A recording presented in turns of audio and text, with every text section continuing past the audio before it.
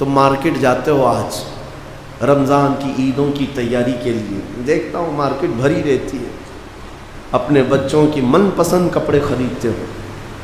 رسول پاک صلی اللہ تعالیٰ علیہ وسلم کا ارشاد گرامی ہے کہ میں نے زمانے جاہلیت کے تمام اونچ نیچ کو اپنے پیروں سے رونت دیا، ختم فرما دیا۔ کسی کے اندر یہ احساس نہیں ہونی چاہیے کہ یہ گورا ہے، یہ کالا ہے، یہ امیر ہے، یہ غریب ہے، یہ عربی ہے، یہ اجمی ہے۔ اسلام اس چیز کا قائل نہیں۔ یہ نمازوں کے لیے ہو گیا۔ اسی طرح حج میں اگر آپ جاتے ہیں، بڑے سے بڑے پیسے والا بھی ہوگا یا جس کے پاس تھوڑی سی استطاعت ہے وہ بھی وہاں حج پر پہنچا ہوگا، لیکن جب خانہ کعبہ کے طواف میں دیکھتے ہیں تو سارے ایک ہی لباس میں ملبوس ہیں۔ میدان عرفات میں اگر مولا کو پکار رہے ہیں تو آپ پہچان نہیں سکیں گے کون اس میں وقت کا بادشاہ ہے اور کون فقیر ہے۔ سب کو دو لباس میں ملبوس احرام کے بلایا گیا ہے، اور ایسا بھی نہیں ہے کہ احرام کے کپڑے کروڑوں کے ملتے ہوں، بلکہ وہی مختصر سے لباس جس کو امیر پہنتا ہے وہ غریب بھی پہن سکتا ہے۔ احرام سب کے لیے ہے، اس لیے کہ میرے عزیزو یہ احساس دلانا اسلام کی خصوصیت ہے کہ تم اللہ کے بندے ہو۔ اور اللہ کے رسول صلی اللہ علیہ وسلم نے ایک جملہ ارشاد فرمایا اپنے آخری خطبے میں، کلکم من بنی آدم و آدم من تراب، تم سب کے سب آدم کے بیٹے ہو اور آدم کو مٹی سے بنایا گیا ہے۔ اور مٹی کی خصوصیت ہے کہ وہ عاجزی کرتی ہے، زمین پر رہتی ہے۔ تو تمہارے اندر غرور و تکبر یہ نہ آئے کہ میرا سٹیٹس الگ ہے، اب میں بڑا ہو گیا ہوں، پیسے والا ہو گیا ہوں، منصب والا ہو گیا ہوں، علم والا ہو گیا ہوں۔ یہ غرور و تکبر اللہ کو ناپسند ہے۔ اسی طرح نمازوں کے سلسلے میں جیسے ایکویلٹی ہے، برابری ہے، حج میں دیکھا گیا ہے، زکوٰۃ کا بھی اور روزوں کا بھی یہ جو سسٹم ہے اسی لیے رکھا گیا کہ اللہ تبارک و تعالیٰ تمہارے اندر یہ احساس بھی دینا چاہتا ہے کہ اللہ نے اگر تمہیں مال عطا کیا ہے تو جسے نہیں دیا گیا ہے اسے دے کر کے تم برابر کر لو۔ اور روزے تم بھوکے رہنے کے عادی نہیں ہو، سال بھر بھوکے رہتے نہیں ہو، اور تمہیں پتہ نہیں ہے کہ دنیا میں بھوک کیا ہوتی ہے، پیاس کیا ہوتی ہے۔ تمہیں ایک مہینہ بھوکا اور پیاسا، وہ بھی گرمیوں کے دنوں کے روزے بھی۔ یہ احساس، یہ لفظ ہی بڑا معنویت کا ہے، احساس، کہ دوپہر ہوتے ہی بھوک کسے کہتے ہیں اور پیاس کسے کہتے ہیں اچھی طرح احساس ہو جاتا ہے۔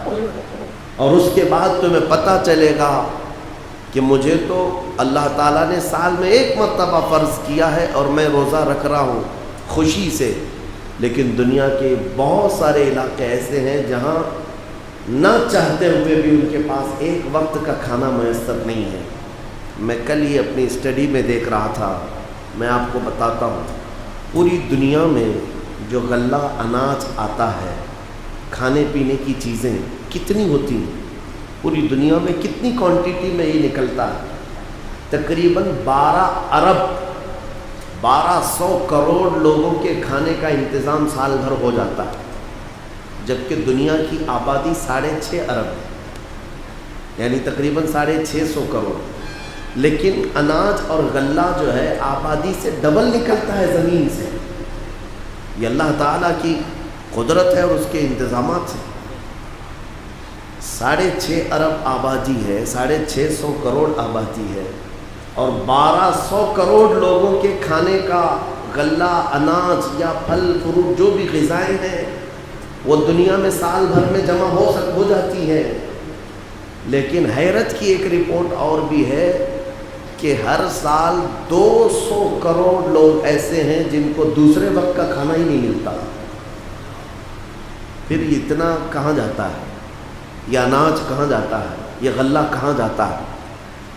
اگر ہماری آبادی سے ڈبل یہ آ رہا ہے اور پھر 200 کروڑ لوگ بھوکے کیسے رہتے ہیں دنیا میں؟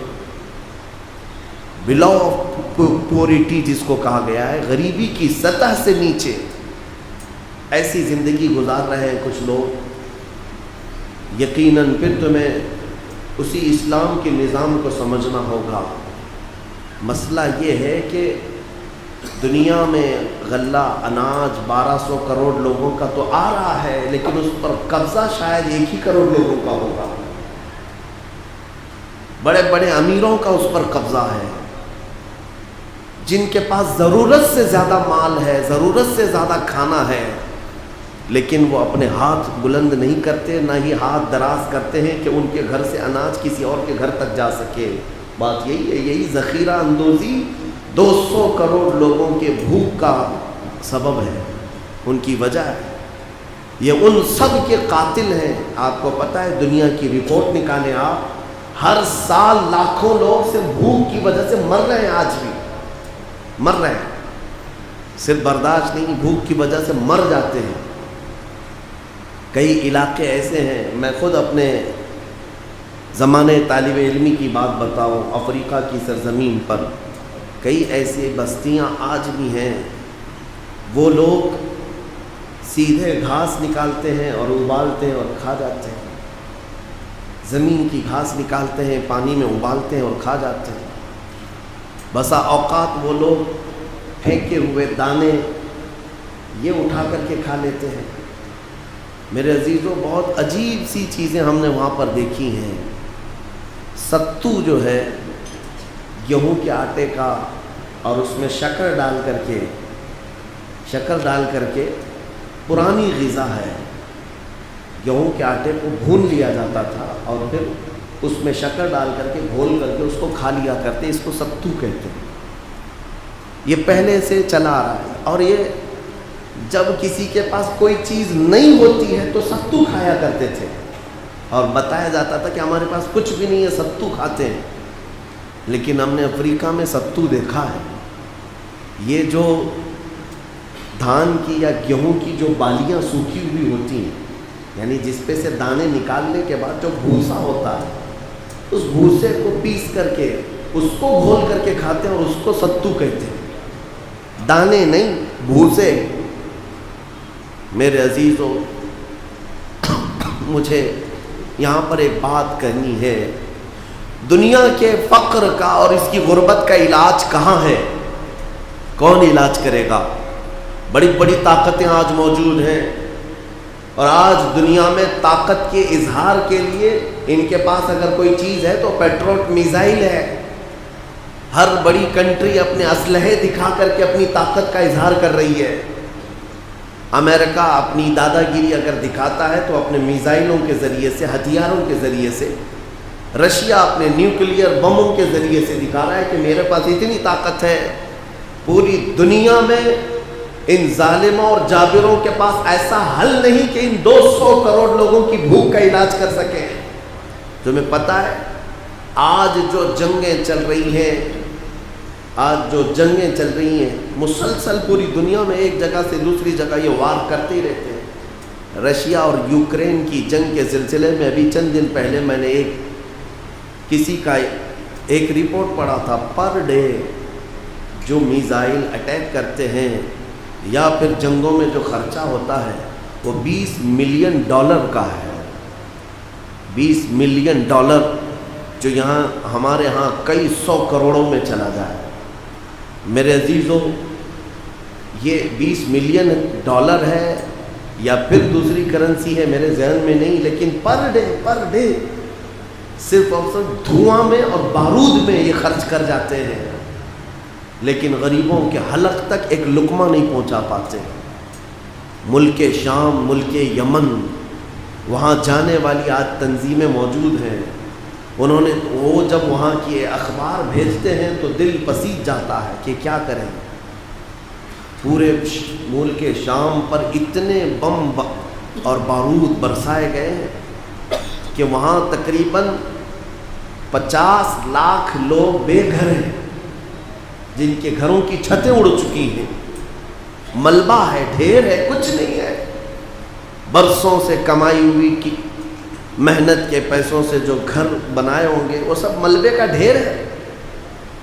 اور بچے باہر آوارہ ہو چکے، کیونکہ کسی کا باپ نہیں، کسی کی ماں نہیں، کون پرورش کرے گا؟ میدانوں میں گھوم رہے ہیں، شاید وہ بھی انتظار کر رہے ہیں کبھی کوئی آئے بم تو یہ ہم بھی ڈھیر ہو جائیں۔ ان کے پاس جانے والی تنظیمیں، میں نے دیکھا ہے کہ ایک مرغی کی گوشت کی بوٹی اور تھوڑا سا چاول وہ پیک کر کے دیتے ہیں تو 100 بچوں کی قطار لگ جاتی ہے۔ عراق کے بھی حالات میں نے خود دیکھے ہیں۔ 11ویں شریف کے موقع پر خود ہم بکرا ذبح کر کے اپنے کھانے کی بجائے ہم یہ سوچتے کہ ان تک کی گوشت تقسیم کر لیں، یہی سب سے بڑی 11ویں لے کر کے جاتے تھے۔ ریفیوجی کیمپ جو لگے ہوئے ہیں جنگوں میں، جن کے گھر تباہ ہوئے ہیں، اللہ اکبر، اللہ تعالیٰ وہ حالات نہ لائے۔ جو تقسیم کرنے کے لیے جاتا ہے اس کے جسم سے چمٹ جاتے ہیں، اس کے کپڑے تک پڑ جاتے ہیں۔ ان حالات کا ذمہ دار کون ہے؟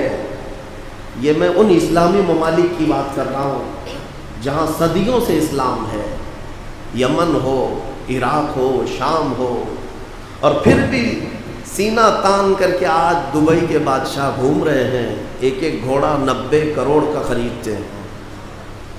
ہاں، سعودی کے شہزادے سونے کا ٹوائلٹ بنانے میں لگے ہوئے ہیں، یہ اپنی عیاشی میں مست ہیں، لیکن ان بچوں تک ایک بوٹی نہیں پہنچ پاتی۔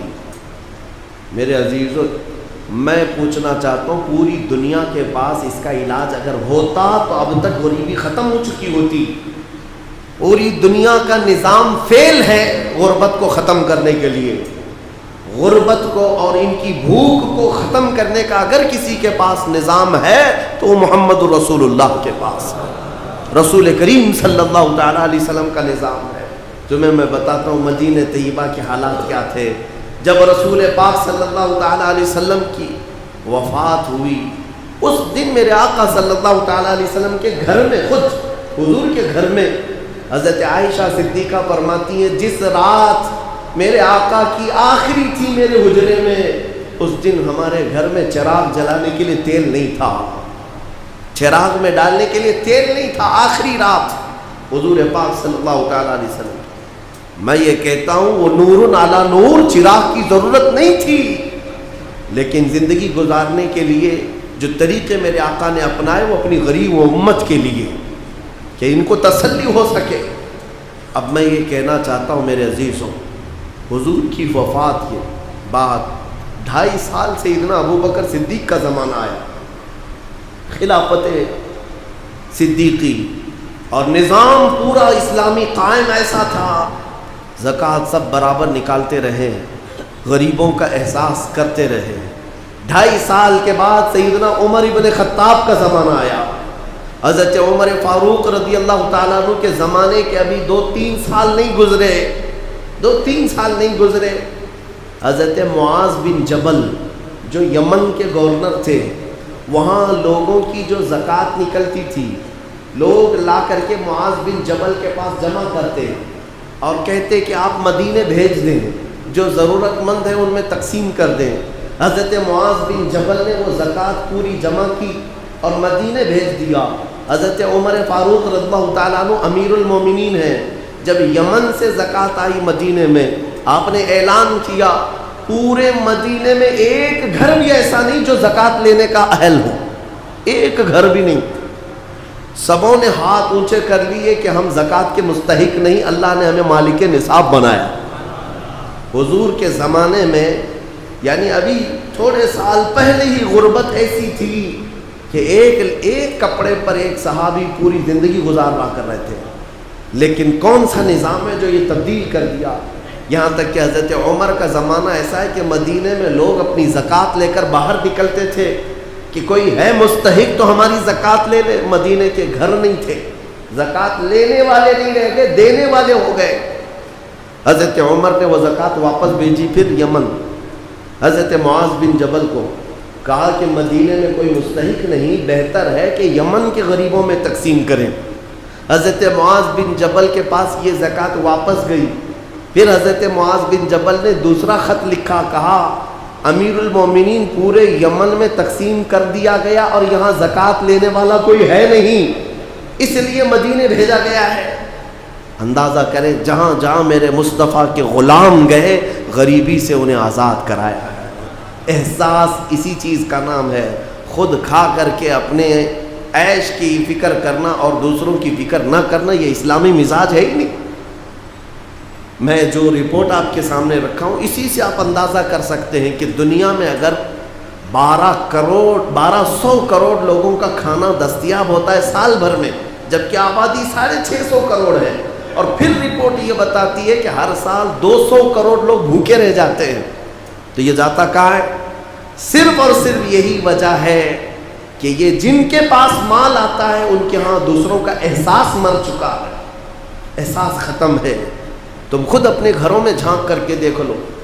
اور ایک رپورٹ حیرت کی ہے، اللہ اکبر، میں نے یہ سب اینالائز کرنے والے سے یہ رپورٹ لیا تو حیرت کی بات یہ بھی ہے 200 کروڑ لوگ بھوکے رہ جاتے ہیں، اور پھر یہ بھی بتایا اس میں رپورٹ میں کہ 200 کروڑ لوگوں کا کھانا ہر سال صرف گٹروں میں بہا دیا جاتا ہے، برباد کیا جاتا ہے۔ یہ امیروں کے چوچلے ہیں، ہر شادی بیاہ کے بعد جاؤ دیکھو کتنا کھانا برباد ہوتا ہے، ہر دعوت کے بعد کتنا گندی نالیوں میں بہایا جاتا ہے۔ تم تو اپنے شوق کے لیے کتنی مرتبہ چیزیں ہلکی سی چک کر کے باقی پھینک دیتے ہو، تمہیں اندازہ ہے۔ اور ایک صاحب نے یہ بھی لکھا ہے کہ جتنا امیروں کے گھر سے کھانا بہایا جاتا ہے ایک وقت، وہ اگر ان لوگوں کو ملے جن کے ہاں کھانا نہیں ہے، وہ 4 دن اس پر گزارا کر سکتے ہیں، 4 دن گزارا کر سکتے ہیں۔ ایک بار تمہارے دسترخوان سے پھینکا ہوا کھانا غریب کے 4 دن کی زندگی کا کھانا ہے۔ احساس نہیں ہے۔ اسی لیے میں نے اپنی گفتگو کا آغاز ہی احساس سے کیا ہے، جس کے اندر احساس ہے وہ مسلمان ہے۔ حضور پاک صلی اللہ تعالیٰ علیہ وسلم نے ارشاد فرمایا وہ شخص مومن ہو ہی نہیں سکتا، وہ شخص مومن ہو ہی نہیں سکتا جو رات کو کھانا کھا کر کے سویا ہو اور اس کا پڑوسی بھوکا سویا ہو۔ حضور نے فرمایا وہ مومن ہی نہیں ہے۔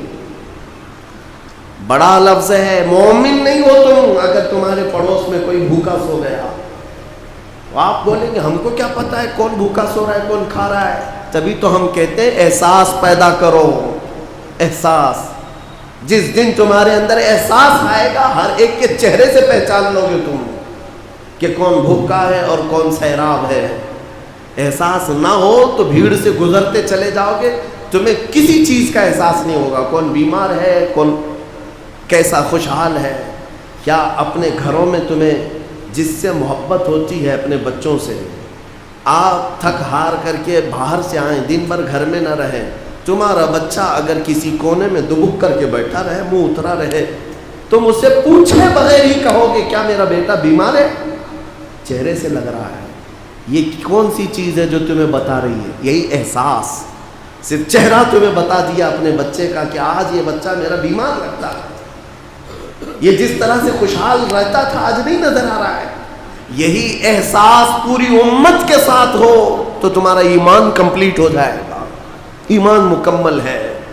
احساس جب مر جائے تو پڑوس میں جنازہ بھی جائے تو پتہ نہیں چلتا، بھوکے تو بات دور کی ہے۔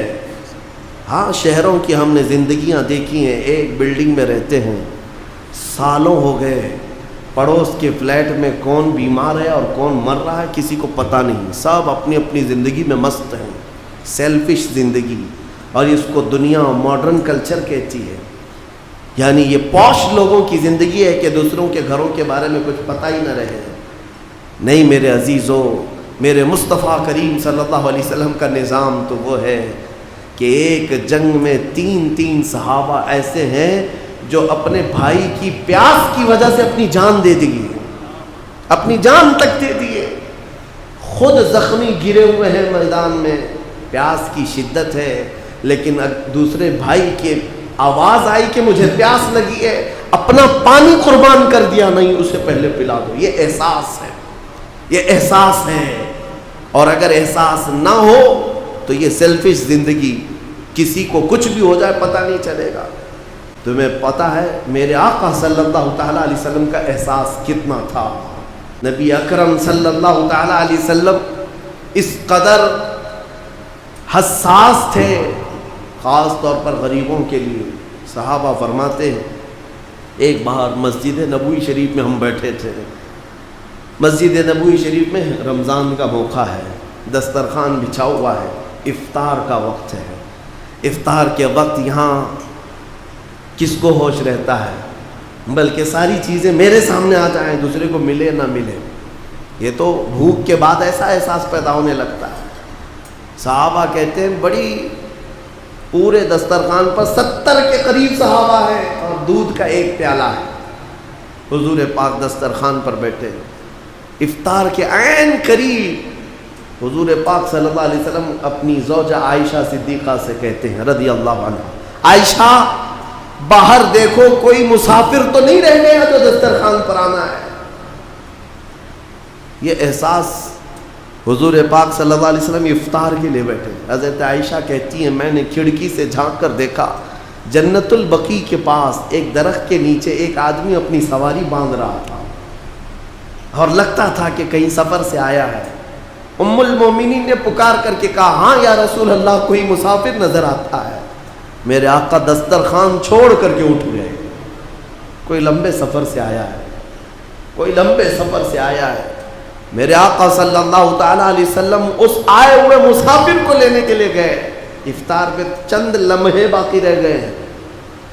وہ آیا، اس کو دیکھا، حضور پاک صلی اللہ علیہ وسلم نے دھول سے اٹے ہوئے لباس، چہرہ پورا بکھرے ہوئے بالوں کے ساتھ، حضور پاک صلی اللہ تعالیٰ علیہ وسلم نے پوچھا، بڑے لمبے سفر سے وہ آیا تھا اور میرے مصطفیٰ سے ملنے آیا تھا۔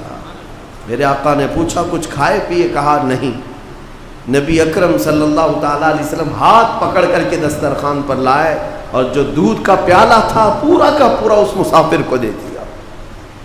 اور ہوا ایسے، دیہات سے آنے والے لوگ کبھی کبھار آتے تھے، آداب اس طرح کے سب کو پتہ نہیں ہوتے، دسترخوان پر بیٹھے ہوئے اس آئے ہوئے مسافر نے پورا دودھ پی لیا، جو 70 صحابہ موجود تھے، اور پھر سبوں نے کھجور پر، صرف ایک کھجور پر افطاری کر لی۔ کسی کی زبان پر شکایت نہیں، کسی کی زبان پر شکوہ نہیں۔ یہ اسلام کا مزاج ہے۔ اور آپ کو پتہ ہے جب تک تمہارے اندر یہ احساس نہیں آ جائے گا کہ میری خوشیوں میں مجھے کچھ حصہ دوسروں کا بھی رکھنا ہے، تب تک تمہارا ایمان بھی کمپلیٹ نہیں ہے۔ تم مارکیٹ جاتے ہو آج رمضان کی عیدوں کی تیاری کے لیے، دیکھتا ہوں مارکیٹ بھری رہتی ہے، اپنے بچوں کی من پسند کپڑے خریدتے ہو، چاہے وہ جتنے مہنگے ہوں جیسے بھی ہوں، نہیں لیکن عید میں میرے بچوں کو خریدنا ہی ہے، اور ایکسٹرا بھی خریدتے ہیں۔ لیکن تمہیں پتہ ہے کئی گھر ایسے ہیں جن کے بچے اپنے ماں باپ سے بول بھی نہیں سکتے کہ اس مہینے ہمیں کپڑے لائے، نہیں لا سکتے۔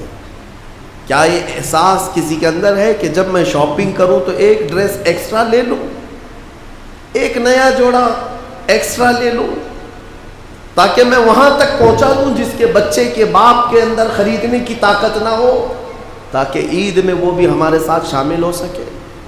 کیا تم عیدوں کے وقت یہ احساس کا واقعہ نہیں سنتے؟ جب میرے آقا صلی اللہ علیہ وسلم عیدگاہ جا رہے تھے، بیچ میں ایک یتیم بچے کو دیکھا جو پھٹے پرانے کپڑے میں تھا، حضور نے اس سے پوچھا کیا تیری عید نہیں ہے؟ اس بچے نے کہا عید تو ہے لیکن میرے بابا نہیں ہیں، میرے بابا نہیں ہیں، وہ شہید ہو چکے ہیں، مجھے پہنانے والا کون ہے آج؟ وہ کائنات کے آقا و مولا جو انیس بے کساں ہے، چارہ ساز درد منداں ہے، اس یتیم کو اٹھا کر اپنے گھر لائے اور اپنے ہاتھوں سے نہلایا، حسنین کریمین کے کپڑے پہنائے، عیدگاہ جانے کے وقت واپس آ کر کے، اور پھر اس بچے کو اپنے کندھوں پر سوار کر کے عیدگاہ لے جانے لگے۔